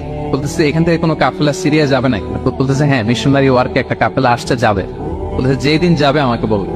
তো যেদিন যাবে তাকে এসে বলা হয়েছে তার বাবা নাই, সে শিকল ভেঙে শিকল সহ কাফেলার সাথে যে জড়িত হয়েছে। দেখেন বিশ্বাস, আদর্শ মানুষকে কিভাবে উজ্জীবিত করে। উনি চলে গেলেন সিরিয়াতে। সিরিয়াতে যে এক পাদ্রির হাতে বায়াত হলেন, কিন্তু এই পাদ্রিটা ছিল ভণ্ড। সে খ্রিস্টানদের দান সৎকার নিয়ে গরিবদের না দিয়ে নিজেই খেয়ে ফেলতো। বেচারা বললো বিপদে যে হায় রে, এত সুন্দর ধর্ম রে কারাপ্টেড করতেছে সে। পরে এই পাদ্রী যখন মারা গেল, সালমান সে আরেক পাদ্রীর কাছে গেল। আরেক পাদ্রীর কাছে গেল, ওই পাদ্রী আবার অনেক ভাবে, খুবই ইবাদত করে। তো ওই পাদ্রী কিছুদিন থাকার পরে ওই পাদ্রীও মারা গেল। ওই মারা যাওয়ার আগে সে জিজ্ঞেস করতেছিল যে পাদ্রী, এই বর্তমান পৃথিবীতে সবচেয়ে ভালো খ্রিস্টান পাদ্রী কে? বলতেছে আর কেউ নাই। যদি ভালো খ্রিস্টান পাদ্রী তোমাকে পেতে হয়, জানতে হয়, তোমাকে ইরাকের মোসেল শহরে যেতে হবে।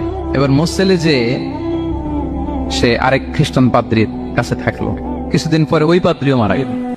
মৃত্যুর আগে তাকে জিজ্ঞেস করছিল যে পাদ্রী আপনি বলেন তো আপনার পরে শ্রেষ্ঠ পাদ্রী কে আছে পৃথিবীতে? সে বলতেছে আমার পরে শ্রেষ্ঠ কোনো পাদ্রী আর পৃথিবীতে নাই, খ্রিস্টান ধর্ম শেষ হয়ে গিয়েছে, নাই নাই।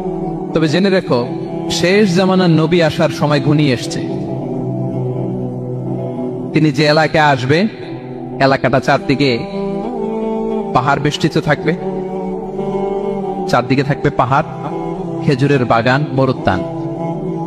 তাকে চেনার আলামত আছে। কি আছে? আলামত আছে। এক নম্বর আলামত হচ্ছে ওই শেষ নবীকে দানের খাবার দিলে তিনি খায় না, কিন্তু উপহার দিলে সে নেয়, খায়। আর তার পিঠে দুই কাঁধের মাঝখানে একটা নবুয়তির মোহর আছে। যদি পারো তার কাছে যে বায়াত করো। সালমান আল ফারিসি পাগল হয়ে গেছে ওনার সন্ধান পাওয়ার জন্য। কিভাবে যাবে কিভাবে যাবে। তো উনি কিছু ছাগল পালতেন। একটা কাফেলা তিনি পেলেন, যে কাফেলা আরব কাফেলা, বনু কালবের কাফেলা আরব দেশে যাচ্ছে।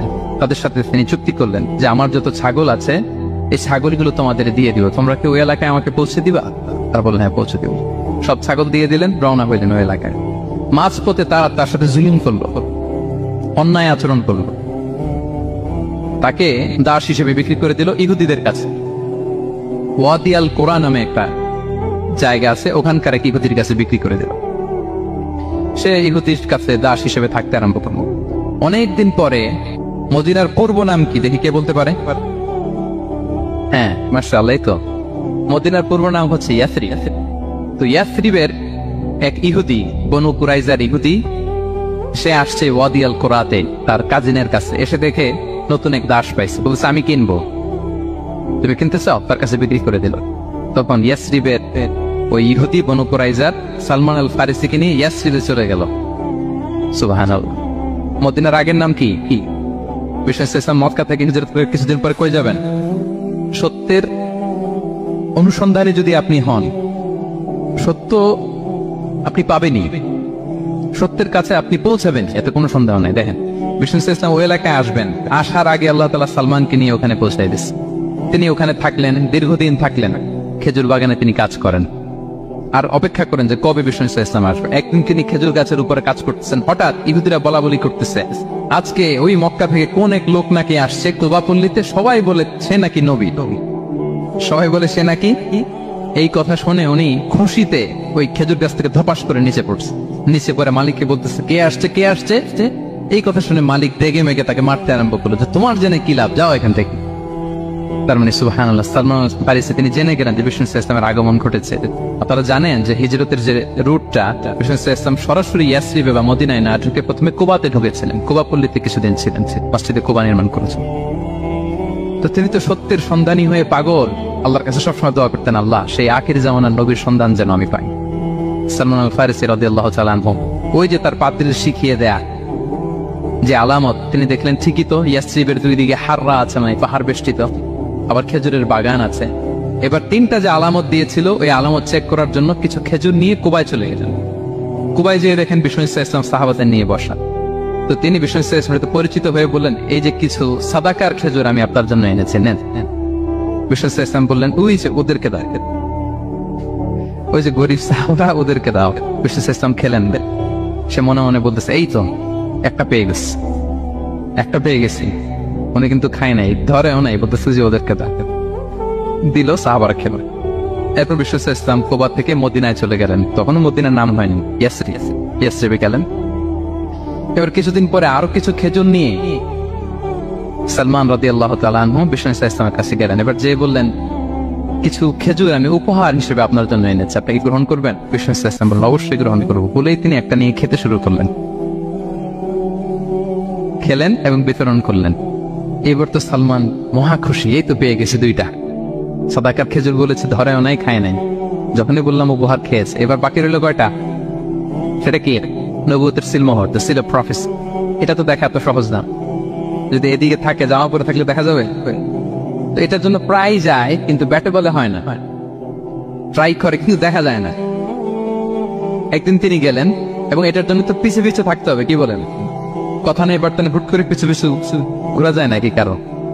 একদিন একটা উপলক্ষ তৈরি হলো, সেটা কি? বিশ্বনবী সাল্লাল্লাহু আলাইহি ওয়াসাল্লাম এক সাহাবী মারা গেলেন বাকিউল গারকাদে, মানে যেটাকে আমরা জান্নাতুল বাকি বলে, কবরস্থানে ওই লাশ নিয়ে যাচ্ছে, সবার সাথে সাথে বিশ্বনবী সাল্লাল্লাহু আলাইহি ওয়াসাল্লামও যাচ্ছে। তো এখন তো একটা সুযোগ, পিছনে পিছনে যাওয়া যায়, কি বলেন?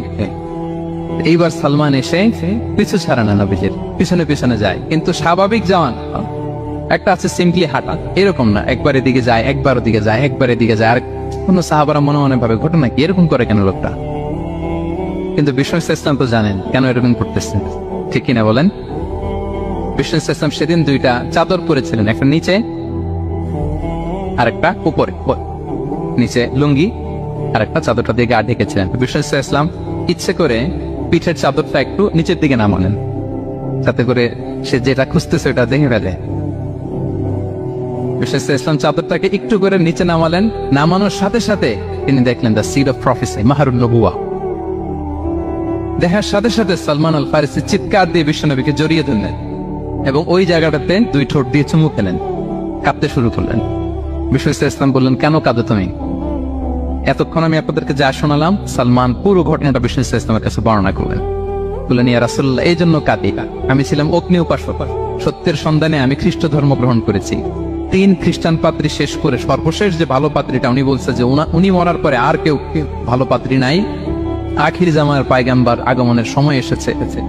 পাহাড়ি এলাকা, চারদিকে খেজুর বাগান, এরকম জায়গায় উনি আসবে। আর 3টা সাইন বলেছে, উনি সাদাকা খায় না, উপহার নেয়, খায়, আর তার পিছনে থাকবে মাহরুন নবুয়া, নবুয়তের সিলসিলা। সুবহানাল্লাহ। বিষ্ণু ইসলাম খুশি হলেন, তাকে শাহাদা পড়ালেন এবং বললেন যে তোমার এই দাসত্ব থেকে মুক্তির জন্য কি লাগবে? সে বলে যে আমার চুক্তি হয়েছে 300 খেজুর গাছ লাগবে। কয়শো?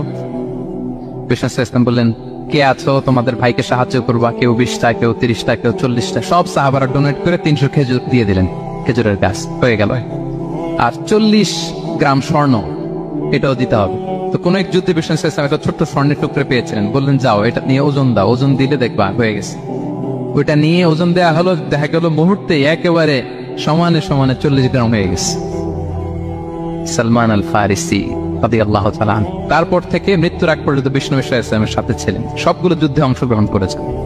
5ম হিজরিতে ওই যে পরীক্ষা খননের কথা আমরা জানি না, দ্য ব্যাটল অফ ট্রেঞ্চ, এই বুদ্ধিটা আসছিল সালমান রাদিয়াল্লাহু তাআলা আনহুর মাথা থেকে। এটা হচ্ছে ওনার ব্রেন চাইল্ড, কারণ আরব দেশে এরকম পরীক্ষা খনন করার ট্রেডিশনই ছিল না। উনি তো আরব দেশে আসছে, পারস্য থেকে। ওনার এই বুদ্ধি পরামর্শ নিয়ে বিষ্ণু ইসলাম 5ম হিজরিতে পুরো মদিনার চারদিকে খনন করে এই পরীক্ষা করেছিলেন। সুবহানাল্লাহ পড়েন। তাহলে প্রিয় সুধী, মাহরুন নবুয়া বিষ্ণু ইসলামের একটা ইউনিকনেস, অন্য কোন নবীর ছিল না। বিষ্ণু ইসলামের ছিল কাযিতিল হাজালা, কবুতরের ডিমের মতো পিঠের মতো। বিষ্ণু ইসলাম ইন্তেকালের আগে ওনাকে অপশন দেয়া হয়েছে, নবী আপনি চাইলে থেকে যেতে পারেন আজীবন, আর চাইলে আমার কাছে চলে আসতে পারেন। You have option. বিষ্ণু ইসলাম তার রবের সাথে সাক্ষাৎকে চুজ করেছেন এবং ইন্তেকালের আগে তিনি পড়েছিলেন, আল্লাহুম্মা গফিরলি ওয়ারহামনি ওয়ালহিকনি বির-রাফিকিল আ'লা। আল্লাহ আপনি আমাকে ক্ষমা করুন, আল্লাহ আপনি আমার প্রতি রহম করুন, আল্লাহ আমি আপনার সান্নিধ্যে যেতে চাই, পৃথিবীতে থাকতে চাই না। অপশন দেয়া হয়েছে। আপনার অপশন দেয়া হবে? হ্যাঁ, চাইলে আজীবন থাকেন। আমরা অপশন পেলে তো বলতাম, আল্লাহ যা হয়েছে এখানেই থাকতে চাই। কি বলেন? বিষ্ণু ইসলাম বলেছেন, ইলা রাফিকিল আ'লা, আল্লাহ আমি আপনার সান্নিধ্যে যেতে চাই। বিষ্ণু ইসলাম ইন্তেকাল করলেন এবং উম্মার জন্য এটা সবচেয়ে বড় ফিতনা এবং পরীক্ষা ছিল। এর চেয়ে বড় কষ্টদায়ক বিষয় ছিল না উম্মার জন্য বিষ্ণু ইসলামের ইন্তেকাল। তিনি যখন ইন্তেকাল করলেন, সাহাবারা পাগলের মতো হয়ে গেল। ওমরে ফারুক বিশ্বাসই করে না, আমার নবী মরতে পারে এটা উনি ভাবতেই পারেন। উনি নাঙ্গা তলোয়ার বের করে বলতে আরম্ভ করলেন, যে বলবে মোহাম্মদ মারা গিয়েছে আমি তার গর্দান উড়িয়ে ফেলব।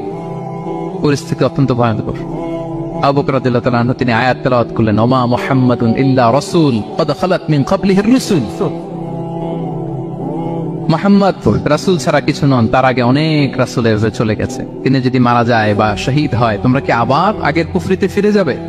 এই আয়াত যখন তেলাওয়াত করলেন, ওমর ফারুক হাঁটু গেড়ে বসলেন। তিনি বললেন, এই আয়াত তো আমি আগেও জানতাম, অনেক তেলাওয়াত করেছি, কিন্তু আমার মনে হলো এই মাত্র আয়াতটা নতুন করে শুনলাম, এই মাত্রই বোধহয় কোরআনের এই আয়াতটা নাজিল হয়েছে। সাকিফায়ের বনু সাঈদার মধ্যে সবাই বসে আবু বকর রাদিয়াল্লাহু তাআলা আনহুকে খলিফা হিসেবে নির্বাচিত করা হলো। বিষ্ণু ইসলামের ইন্তেকাল শেষ, গোসল দেয়া শেষ। আমরা যেমনি মারা গেলে আমাদের জামা খুলে অন্য একটা জামা পরিয়ে গোসল দেয়া হয়, বিষ্ণু ইসলামের ক্ষেত্রে এটা হয়নি। ওনার গায়ের জামা খোলা হয়নি, যে জামাটা ছিল ওই জামাটার উপরে গোসল দেয়া হয়েছে, ওনার ইউনিকনেস। এবং বিষ্ণু ইসলামের জানাজার নামাজে কেউ ইমামতি করেনি। কে হবেন ইমাম? উনিই তো ইমাম, গোটা বিশ্বের ইমাম, ঠিক কিনা বলেন? কে হবে ওনার জানাজার ইমাম? কেউ না। সাহাবারা ডিসাইড করলেন কেউ ইমামতি করবে না।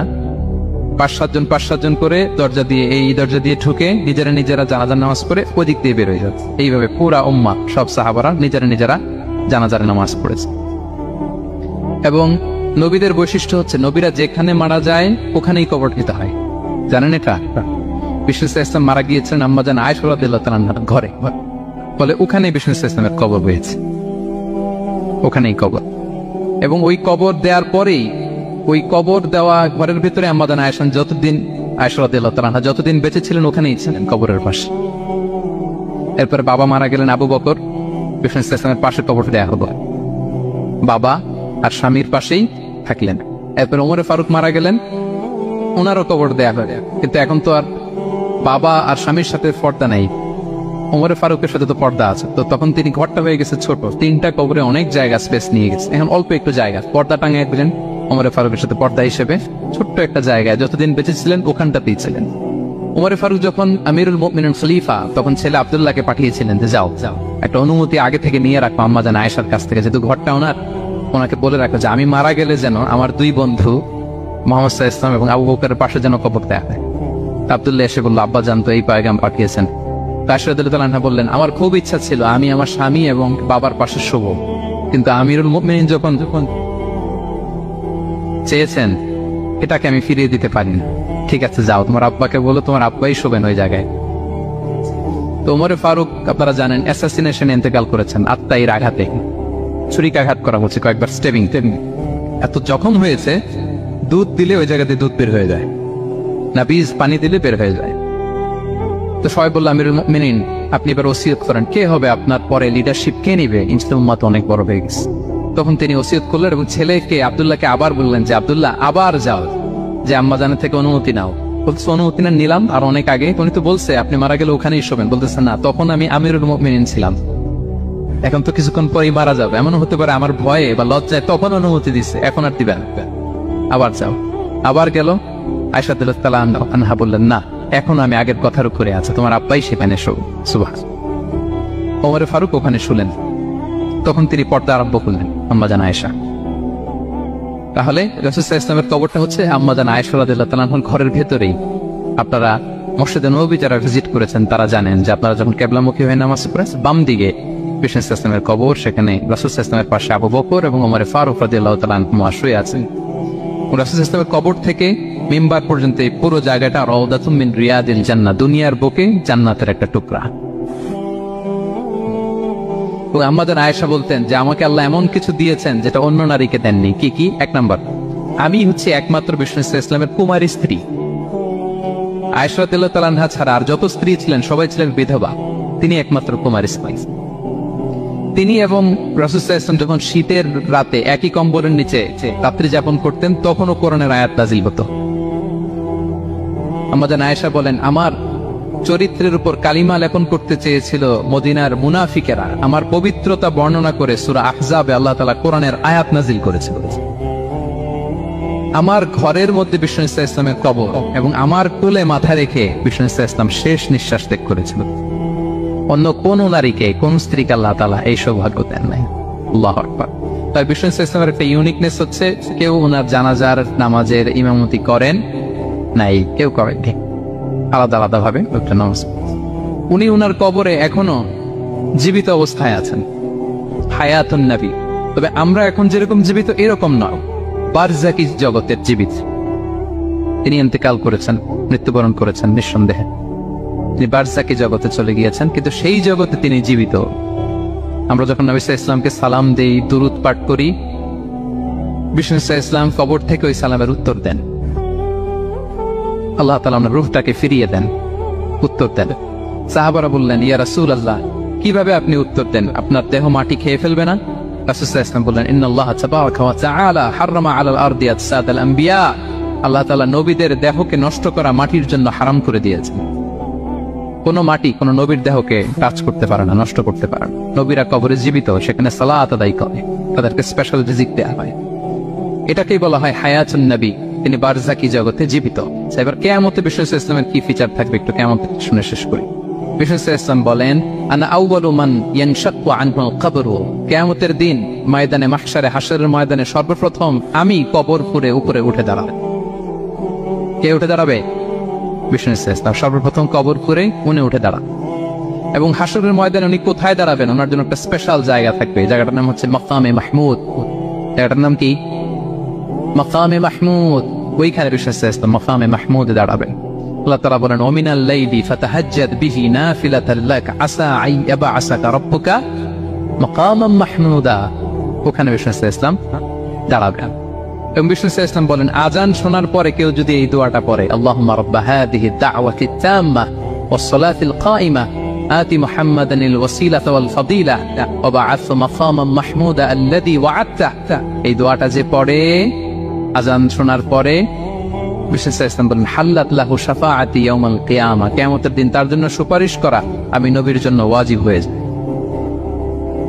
যারা পড়েন না পড়বেন, মাকামে মাহমুদে তিনি সিজদায় লুটিয়ে থাকবেন এবং সেদিন তিনি সুপারিশ করবেন। সাহিবুশ শাফাআ, তিনি সুপারিশ করবেন। অন্য কোন নবী সুপারিশের সাহস করে স্পর্ধাও দেখাবে।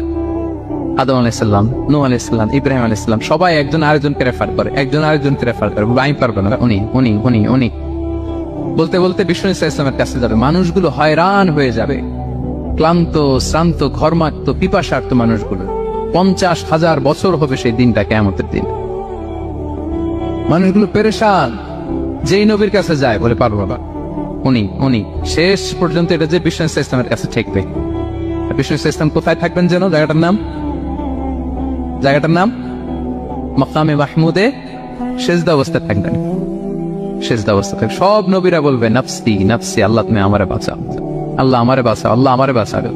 কিন্তু বিশ্বনবী সাল্লাল্লাহু আলাইহি ওয়াসাল্লাম সে মাকামে মাহমুদের সিজদায় লুটিয়ে কাঁদতে থাকবেন আর বলবেন উম্মতি উম্মতি উম্মতি, হে আল্লাহ আমার গুনাহগার উম্মতকে বাঁচাও, আল্লাহ আমার গুনাহগার উম্মতকে তুমি বাঁচাও। কাঁদতে থাকবেন বিশ্বনবী সাল্লাল্লাহু আলাইহি ওয়াসাল্লাম ওই জায়গায়। তখন আল্লাহ তাআলা বলবেন ইয়া মুহাম্মদ ইরফা রাসাক, হে মুহাম্মদ মাথা তোলো।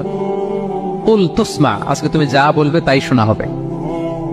সাল তু'তা, যা চাবে তাই দেয়া হবে। ওয়াশফা তুশাফা, যার জন্য সুপারিশ করা হবে, যার জন্য সুপারিশ তুমি করবে তার জন্যই সুপারিশ কবুল করা হবে। বিশ্বনবী সাল্লাল্লাহু আলাইহি ওয়াসাল্লাম তখন সুপারিশ করবেন, শুরু করবেন, স্টার্টিং। তো বিশ্বনবী সাল্লাল্লাহু আলাইহি ওয়াসাল্লামের সুপারিশ আমরা চাই কি চাই না বলেন? আল্লাহ তাআলা আমাদেরকে বিশ্বনবী সাল্লাল্লাহু আলাইহি ওয়াসাল্লামের সুপারিশ লাভে ধন্য করুক, আমরা পড়ি আমিন। বিশ্বনবী সাল্লাল্লাহু আলাইহি ওয়াসাল্লাম স্টার্ট করবেন সুপারিশ করা এবং হাউজে কাউসারের পানি বিতরণ শুরু করবেন। হাউজে কাউসারের নাম শুনেছেন? ইন্না আ'তাইনা কাল কাউসার, এ নবী আমি আপনাকে কাউসার দিয়েছি। কাউসারের একটা ব্যাখ্যা হচ্ছে প্রভূত কল্যাণ, আর একটা ব্যাখ্যা হচ্ছে এই কিয়ামতের দিন হাউজে কাউসার দেওয়া হবে বিশ্বনবী সাল্লাল্লাহু আলাইহি ওয়াসাল্লামকে। এটা কত বড়? বিশ্বনবী সাল্লাল্লাহু আলাইহি ওয়াসাল্লাম বলেন হাউদি মাসিরাতু শাহর, 1 মাসের দূরত্ব। এত বড় চৌবাচ্চা হবে হাউজে কাউসারের চৌবাচ্চাটা। বিশ্বনবী সাল্লাল্লাহু আলাইহি ওয়াসাল্লাম বলেন এই মাথা থেকে ওই মাথায় পৌঁছতে 1 মাস লাগবে। 1 মাস, তার মানে সাইজে খুবই ছোট, তাই না? ছোট, আওয়াজ করে বলুন ছোট না বড়? বিশাল বিশাল বিশাল। হাউজে কাউসারের পানিটা কেমন হবে? মা উবু আবিয়াদু মিনাল লাবান, দুধের চেয়েও সাদা, মধুর চেয়েও মিষ্টি, বরফের চেয়েও ঠান্ডা। আতিয়াবু মিনাল মিসকি, মিসকের চেয়েও সুগন্ধ সম্পন্ন।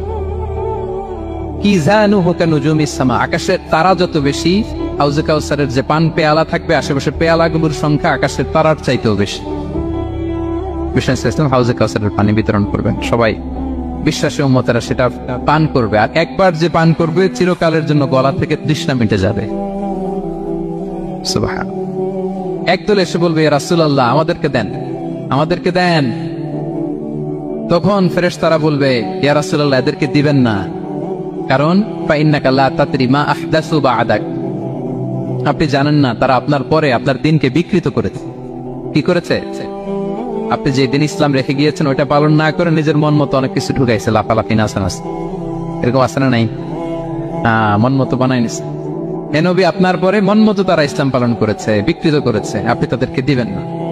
ইসলাম দিতে যাবেন, যখন এটা শুনবেন বলবেন সুহফান সুহফান লিমান গায়্যারা বা'দি, দূর হও দূর হও, যারা আমার পরে আমার রেখে যাও দিন ইসলামকে বিকৃত করেছো তাদের জন্য হাউজে কাউসারের পানি নয়, দূর হও।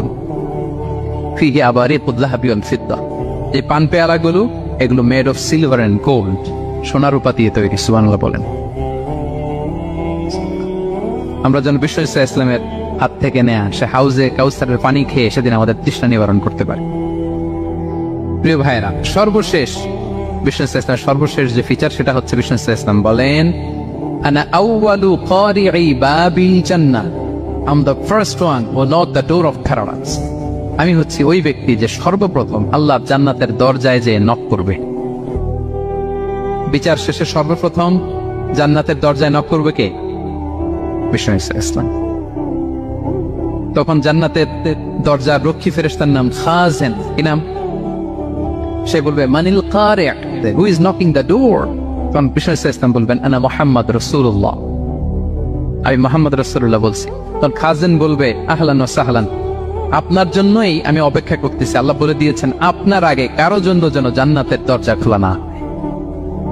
বিষ্ণু ইসলাম তার বিশাল উম্মতে মুহাম্মাদীকে নিয়ে জান্নাতের ভেতরে প্রবেশ করবেন। আমরাও যেন সেই সৌভাগ্যবান কাফেলার ভেতরে থাকতে পারি। আমরাও যেন বিষ্ণু ইসলামের সেই বিশাল কাফেলা একসাথে থেকে আমাদের পেয়ারা হাবিবের সাথে আল্লাহর জান্নাতে ঢুকতে পারি। আমরা সবাই পড়ি আমিন। প্রিয় ভাইয়ের, বিষ্ণু ইসলাম সবাইকে নিয়ে জান্নাতে ঢুকবেন। তাহলে এই যে 20টা পয়েন্ট আপনাদের সাথে শেয়ার করেছি, এগুলো হচ্ছে distinctive characteristics of prophet Muhammad সাল্লাল্লাহু আলাইহি ওয়াসাল্লাম। এটা অন্য কাউকে বিষ্ণু ইসলাম ছাড়া আল্লাহ তাআলা কাউকে আর এগুলো দেননি।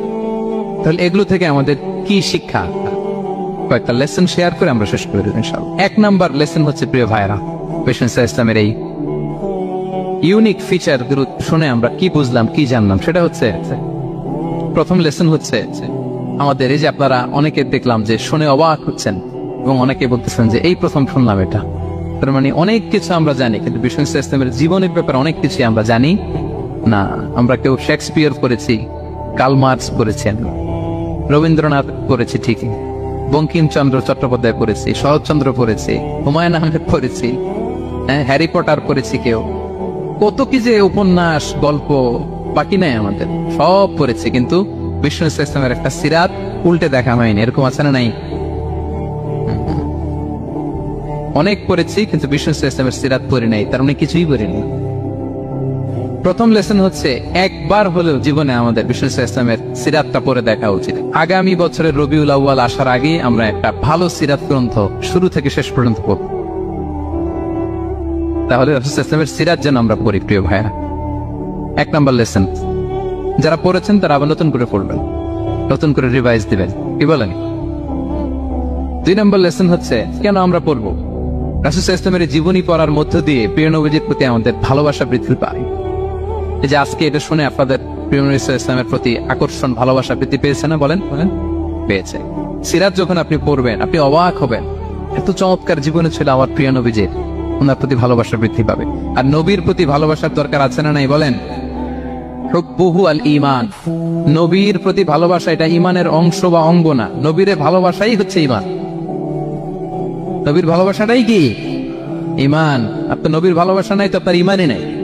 বিষ্ণু বলেন লা ইউমিনু আহাদুকুম হাত্তা আকুনা আহাব্বা ইলাইহি মিন ওয়ালাদিহি ওয়া ওয়ালিদিহি ওয়ান নাসি আজমাইন।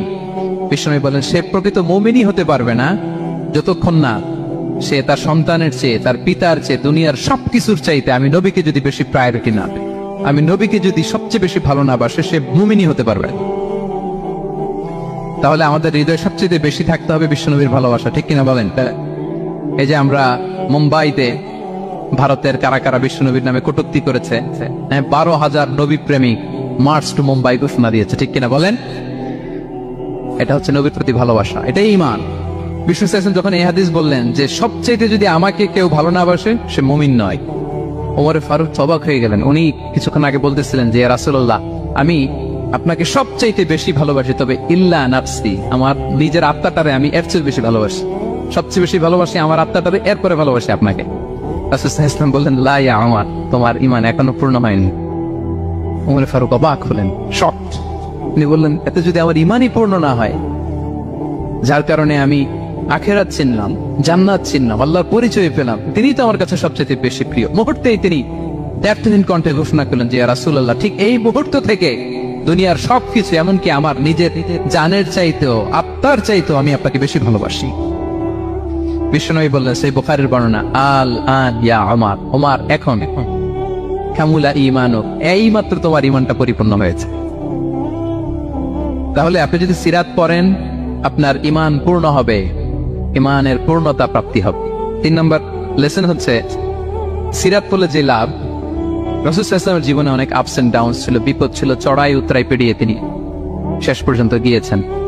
এই বিপদগুলো আপনার জীবনেও আসে, সেক্ষেত্রে আপনি কানেক্ট করতে পারবেন। যেমন আপনার জীবনে আপনি অসুস্থ হন না মাঝে মাঝে, নবীও অসুস্থ হতেন, তো আপনি জানতে পারবেন যে উনি অসুস্থ হলে কি করতেন।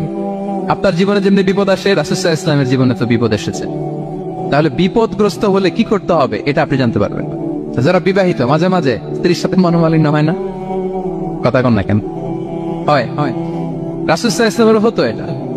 মানবীয় কারণে স্ত্রীদের সাথে মনোমালিন্য হতো, ওই পরিস্থিতিতে রাসূল ইসলাম কিভাবে ডিল করতেন?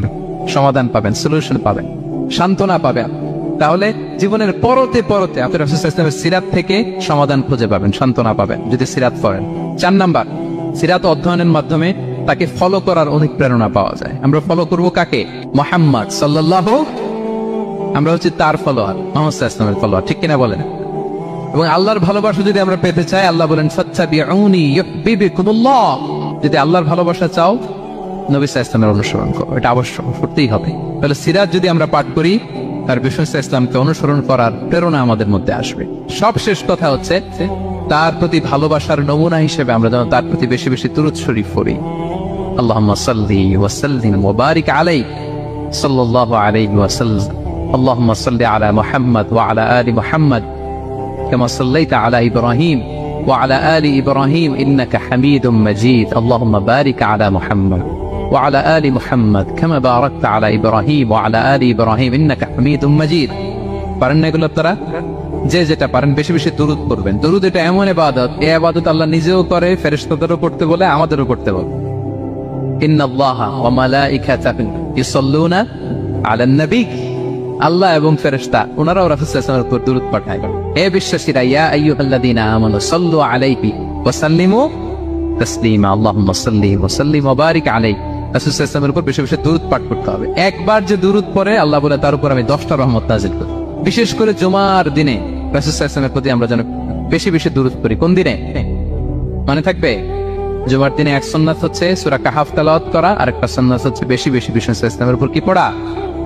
দুরূদ পাঠ করা। মনে থাকবে তো?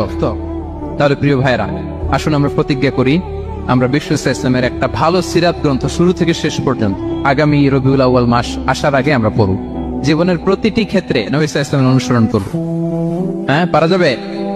ফ্যামিলিতে, সমাজে, রাজনৈতিক ময়দানে, সব জায়গায় বিষ্ণু সাল্লাল্লাহু আলাইহি ওয়াসাল্লামের অনুসরণের দরকার আছে না নাই? তাকেই অনুসরণ করতে হবে। এক মা প্রশ্ন করছে, তোরে এতদিন আমি লালন পালন করে বড় করলাম, জীবন যৌবন তোর জন্য শেষ করলাম, আজকে বউ পাইয়া বউ তোর আপন হয়ে গেল। এবার ছেলে উত্তর দিচ্ছে, মা, আমার মুখ থেকে মা ডাক শোনার জন্য তুমি কি কষ্টটাই না করছো জীবনে। 10 মাস আমারে পেটে ধারণ করলা, খাইতে পারো নাই, বমি করছো, খালি ওষুধ খাইছো, তোমার পেট কেটে আমারে বের করা হয়েছে, 2 বছর আমারে দুধ খাওয়াইছো, পেশাব পায়খানা পরিষ্কার করেছো। বয়স যখন 3-4 তখন তোমার আমি মা ডাকছি। এই মা ডাকটা শোনার জন্য তুমি এত কষ্ট করছো, আর আরেকবারের মাইয়া এই ঘরে আইসাই তোমার মা ডাকা শুরু করছো। যেই মেয়েটা তোমারে মা ডাকে সে আমার আপন হবে না কেন মা?